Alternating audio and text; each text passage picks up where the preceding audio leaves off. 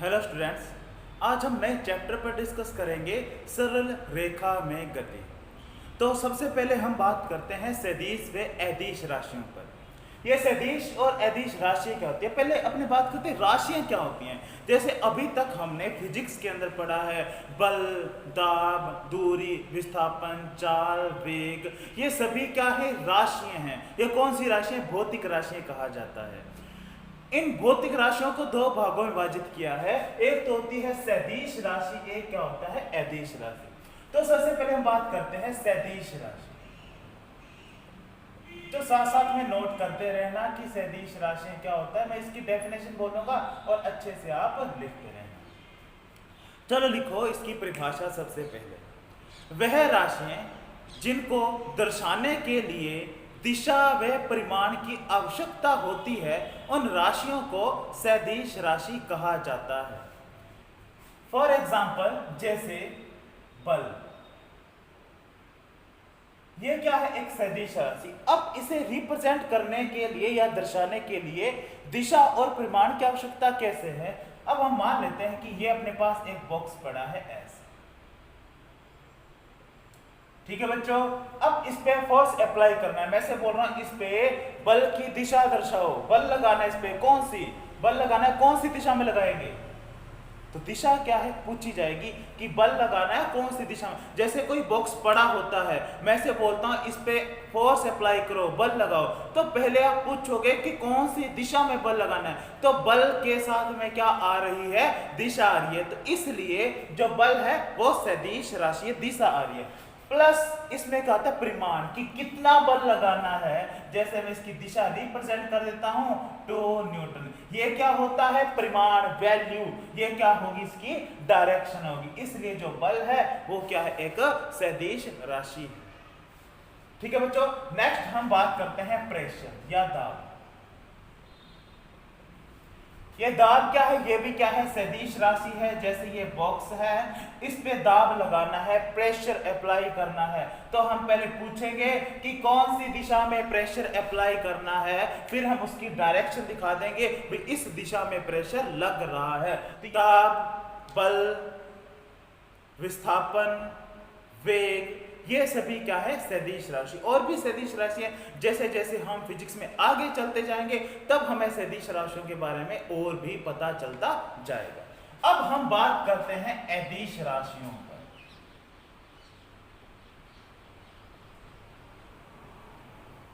तो बच्चों लिखना स्टार्ट कर दो। वह राशियां जिन्हें दर्शाने के लिए केवल परिमाण की आवश्यकता होती है, उन राशियों को अदिश राशि कहा जाता है। इसे दर्शाने के लिए केवल परिमाण की ही आवश्यकता है। जैसे द्रव्यमान, ये कोई वस्तु है, ये 6 kg की है द्रव्यमान। अब दिशा दर्शाने की जरूरत है ही नहीं इसको।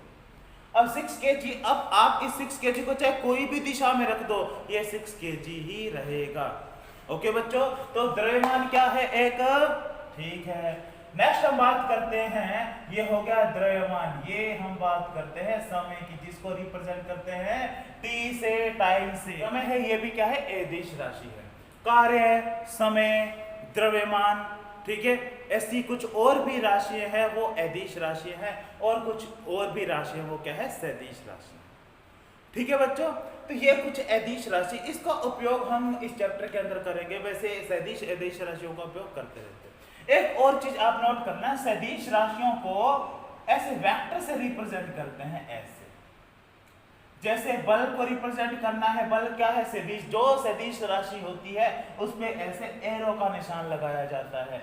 जैसे ये दाब है, इस पे किसका निशान लगाएंगे, एरो का। और यहाँ पे कार्य है, इस पे किसका निशान लगाएंगे, किसी का भी नहीं। क्यों, क्योंकि क्या है, अदिश राशि है। ओनली सदिश राशियों पर ही हम तीर का या एरो का निशान लगाएंगे। इसको रिप्रेजेंट करता है कि डायरेक्शन को रिप्रेजेंट कर रहा है। ओके चलो, अब हम आते हैं इस चैप्टर पर। चैप्टर के अंदर हम पढ़ेंगे कि वस्तु सरल रेखा में क्या कर रही है, गति कर रही है, उसका वेग कितना होगा, उसको समय कितना लगेगा, कोई भी दूरी या विस्थापन कंप्लीट करने में, ये सब कुछ हम इस चैप्टर के अंदर डिस्कस करेंगे। सबसे पहले हम बात करते हैं पथ।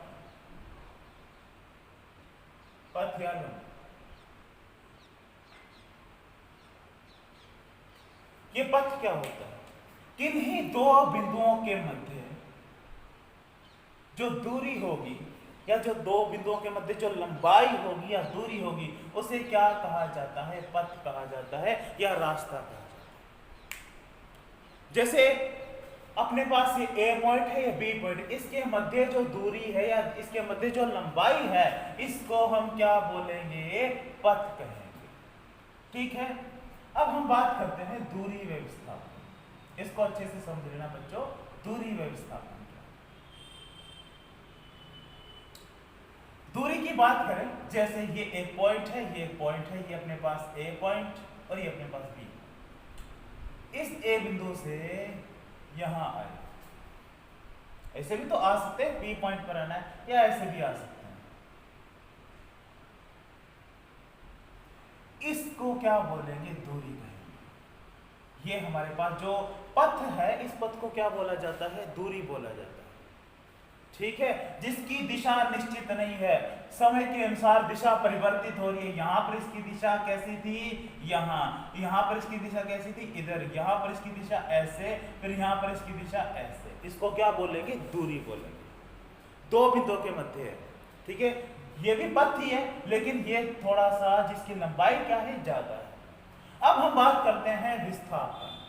विस्थापन क्या होता है? दो बिंदुओं के मध्य न्यूनतम दूरी, ये भी दूरी ही है, लेकिन इसे क्या बोलेंगे? हम विस्थापन बोलेंगे। ये न्यूनतम है, सिंपल सा है। ये जो लाइन है लंबी है, ये जो पथ है बड़ा है, और ये जो पथ होगा सबसे कम होगा। दो बिंदुओं के मध्य यदि कम से कम लाइन ड्रॉ करनी है, कम लंबाई वाली लाइन ड्रॉ करनी है, तो हम एक स्ट्रेट लाइन ही लिखेंगे या बनाएंगे। इसको हम क्या बोलते हैं? विस्थापन। ये दो बिंदुओं के मध्य कम से कम दूरी है। ठीक है बच्चों, विस्थापन को ऐसे एक्स से रिप्रेजेंट किया जाता है। अब विस्थापन और दूरी में मैं कंपैरिजन करता हूं। जैसे यहां पर इसकी जो दिशा है, पॉइंट की दिशा, वो इधर होगी। इस पॉइंट पर विस्थापन इधर होगा या दिशा। इस पॉइंट पर जो ऑब्जेक्ट गति कर रहा है उसकी दिशा किधर होगी? इधर। इस पॉइंट पर इसकी दिशा इधर। जैसे आप देखो चल रहे हो यहां पर ऐसे, यहां पर आपकी दिशा इधर, यहां पर आपकी दिशा इधर। तो समय के अनुसार क्या हो रहा है? दिशा बदल रही है, दिशा में परिवर्तन हो रहा है, दिशा फिक्स नहीं है। जब दिशा फिक्स नहीं होती तो उसे क्या कहा जाता है? अदिश राशि। अभी कंसेप्ट क्लियर हुआ है आपका।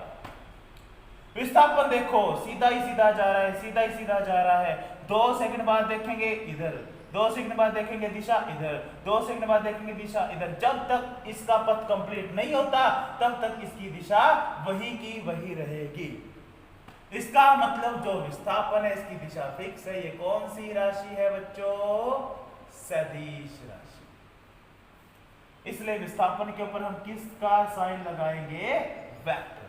विस्थापन की एक और क्वालिटी भी, जो फर्स्ट पॉइंट और लास्ट पॉइंट उनके मध्य जो दूरी होगी, न्यूनतम दूरी, उसे क्या बोलेंगे? विस्थापन। जैसे मैं वर्ताकार पथ पे ऐसे बात करूं, बंदा यहां से चला, घूमकर वापस यहां पर आया, तो इसका विस्थापन कितना होगा?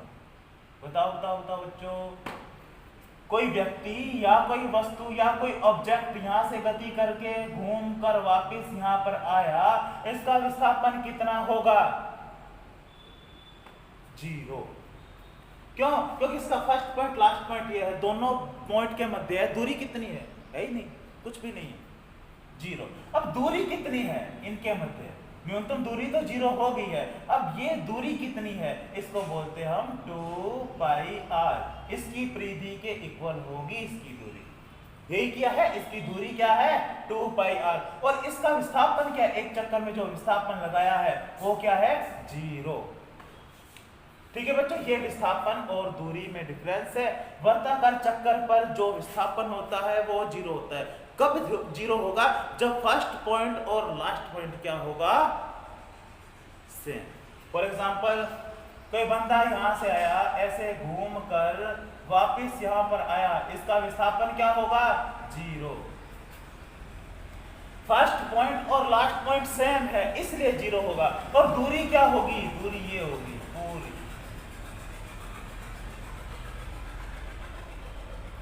ठीक है बच्चों, इस कंसेप्ट को अच्छे से दिमाग में फिट कर लेना कि फर्स्ट पॉइंट और लास्ट पॉइंट दोनों सेम होंगे, दोनों एक ही पॉइंट को रिप्रेजेंट करते हैं, तब विस्थापन 0 होगा, चाहे वर्ताकार हो चाहे ऐसा पथ हो। ठीक है, और दूरी तो हमेशा होती है, वो डिपेंड करती है, दूरी किस पर डिपेंड करती है, पथ पर, इसकी दूरी क्या है। और विस्थापन किस पे डिपेंड करता है, उसकी स्थिति पर, कहां से चला कहां